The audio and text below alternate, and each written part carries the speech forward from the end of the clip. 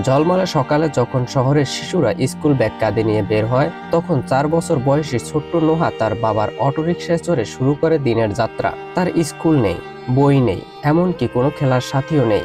আছে শুধু একজন বাবা, যিনি তার একমাত্র ভুবন। আর বাবার সেই রিকশাই যেন তার ছোট্ট পৃথিবী। বাবার সঙ্গে সে দেখে নিচ্ছে শহরের ব্যস্ততা, রোদে পুড়ে যাওয়া ছবি আর জীবনের বাস্তবতা। বাড়িতে মা নেই, তাই নোহা অনেকদিন ধরে মায়ের স্নেহমাখা মুখ দেখতে পান না। তার চোখে মা মানে একটা হাসি, একটা ঘুম পাড়ানির গল্প, যা এখন শুধুই কল্পনা।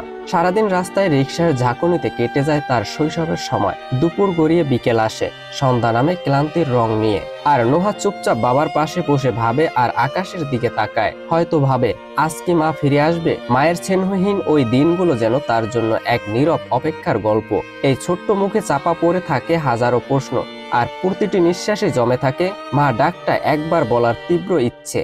ভোলা সদর উপজেলার ভেলুমিয়ার ব্যাংকের হাট এলাকার এক কোনায় দিন রাতের সাথে লড়াই করে বেঁচে থাকা একজন মানুষ আল আমিন। পেশায় রিক্সা চালক, কিন্তু আল আমিনের আসল পরিচয় একজন ভালোবাসায় ভরা স্বামী আর একজন দায়িত্বশীল বাবা।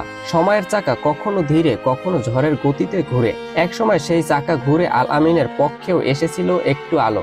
স্ত্রী কুলসুম ও মেয়ে নোহাকে নিয়ে গড়ে তুলেছিলেন এক টুকরো সুখের সংসার। অভাব ছিল, তবুও ছিল ভালোবাসা আর একসাথে বেঁচে থাকার চেষ্টা। কিন্তু হঠাৎ তার স্ত্রী কুলসুম অন্যত্র চলে গেলে সুখের সংসারে যেন নেমে আসে মেঘের ঘনাঘটা। মাথায় আকাশ ভেঙে পড়ার পরিক্রম হয় রিক্সা চালক আল আমিনের। আল আমিন জানান, 6 বছর আগে পরিবারের সম্মতিতেই তিনি বিয়ে করেছিলেন কুলসুমকে। নিজের সামান্য আয় দিয়ে স্ত্রী সন্তানের ভরণ পোষণ চালিয়েছেন তিনি। কিন্তু সম্প্রতি তার স্ত্রী বাপের বাড়িতে যাওয়ার কথা বলে অন্যত্র চলে গেলে বিপাকে পড়েন তিনি। রিক্সা নিয়ে বের হলে কখনো মেয়েকে খালি ঘরে রেখে, আবার কখনো ছোট্ট মেয়েটাকে নিজের সাথে নিয়ে বের হতে হয় আল আমিনকে। স্থানীয় এলাকাবাসী ও প্রতিবেশীরা জানান, ছোট্ট নোহাকে নিয়ে বেশ কষ্টে জীবনযাপন করছেন তার বাবা আল আমিন। সারাদিন রিক্সা চালিয়ে সংসারের কাজ করা বেশ কষ্টের হয়ে পড়েছে তার জন্য।